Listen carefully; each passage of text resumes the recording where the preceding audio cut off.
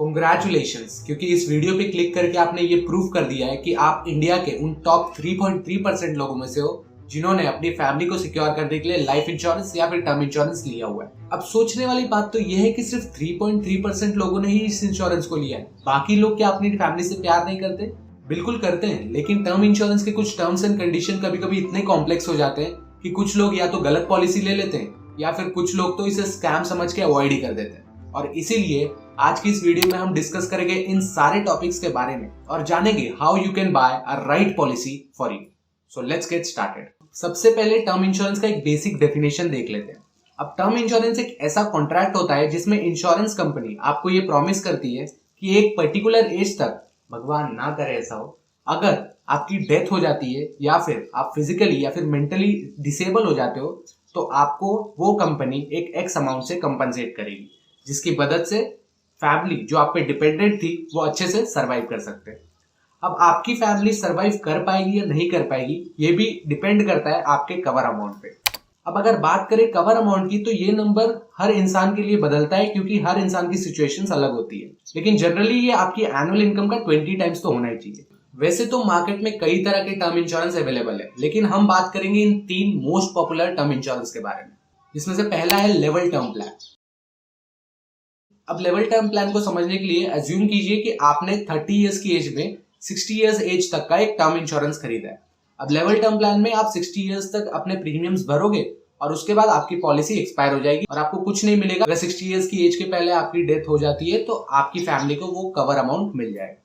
Second one is ट्रॉप, यानी कि term return of premium, कि इस प्लान में आपको आपके प्रीमियम्स वापस मिलते हैं। अब इसे भी समझने के लिए वही सेम एग्जांपल लेते हैं। अज्यूम कीजिए कि आपकी एज 30 इयर्स है और आपने 60 इयर्स तक का ट्रॉप लिया हुआ है, तो आपको 60 इयर्स के बाद आपने जितने भी प्रीमियम्स भरे थे वो सारे प्रीमियम वापस मिल जाएंगे अगर आपकी डेथ नहीं होती है तो। अब ज्यादातर लोगों को लगेगा कि ये तो बेस्ट प्लान है कि अगर हम प्रीमियम भर रहे हैं और हमारी डेथ नहीं हुई तो इंश्योरेंस का पैसा हमें एक एज के बाद में वापस मिल जाएगा, ये एक बहुत ही अच्छी पॉलिसी है। बिल्कुल नहीं। अब इसमें कैच ये है कि ट्रॉप के जो प्रीमियम अमाउंट होते हैं वो लेवल टर्म प्लान से ऑलमोस्ट डबल होते हैं और जब 60 इयर्स के बाद आपको ये अमाउंट मिलेगा तो इन्फ्लेशन की वजह से ये अमाउंट पहले से ही बहुत कम हो गया होगा।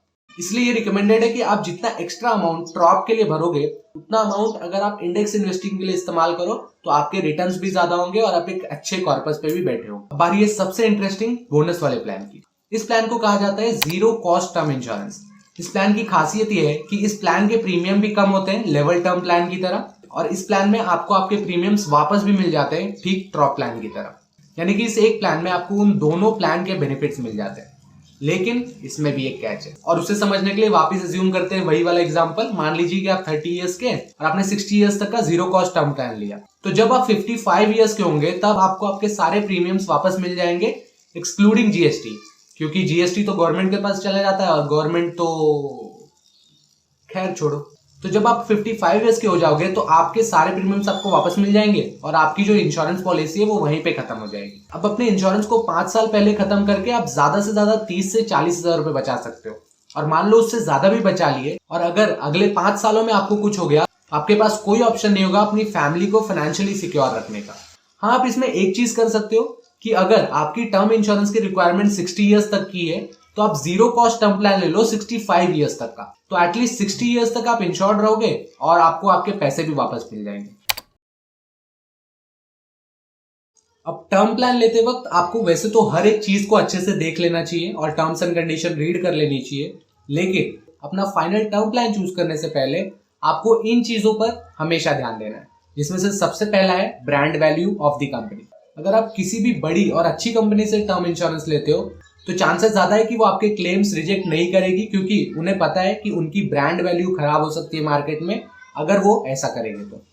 Number 2 is no benefit situation को जान लेना। आपको पता होना चाहिए कि ऐसी कौन सी चीजें हैं या सिचुएशंस है जो अगर होगी तो आपको आपका क्लेम नहीं मिलेगा और रिजेक्ट हो जाएगा।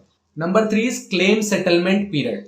आपको हमेशा क्लेम सेटलमेंट पीरियड को कम से कम रखना चाहिए। तो उस समय में फैमिलीज अक्सर ही मेंटली डिप्रेस रहती है और ऐसे टाइम पे अगर उनको भागदौड़ करनी पड़े और क्लेम भी जल्दी ना मिले तो ये एक अच्छी चीज नहीं है। इसलिए अपने क्लेम सेटलमेंट पीरियड पर जरूर ध्यान दो और ये जितना कम होगा उतना अच्छा होगा। एक ideal claim settlement period should be of 24 hours. And the last one is free health checkup. अब जब आप टर्म इंश्योरेंस ले रहे हैं तो तो आपकी कंपनी को आपको कोई भी मौका नहीं देना चाहिए आपके अंदर कमी निकालने का और क्लेम के टाइम में ये बताने का कि आपकी गलती थी, आपने कोई डिसीज के बारे में नहीं बताया। इसीलिए अगर आपके टर्म इंश्योरेंस प्लान में फ्री हेल्थ चेकअप्स भी प्रोवाइडेड है तो इससे आप अपने हर 6 महीने की रिपोर्ट्स मेंटेन कर सकते हो और अगर फ्यूचर में ऐसा कुछ हो जाता है तो उन रिपोर्ट्स की मदद से आप ये प्रूव कर सकते हो कि आपने उनके साथ कोई भी फ्रॉड नहीं किया है और कोई भी मिस इन्फॉर्मेशन शेयर नहीं की है। अगर आपको ये वीडियो अच्छा लगा तो इसे अभी लाइक करो और फॉलो करो और अगर और वीडियोस देखना चाहते हो जो आपको फाइनेंशियली और स्टेबल बनाएंगे तो इस वीडियो पे क्लिक कर सकते हो। मिलते हैं अगले वीडियो में।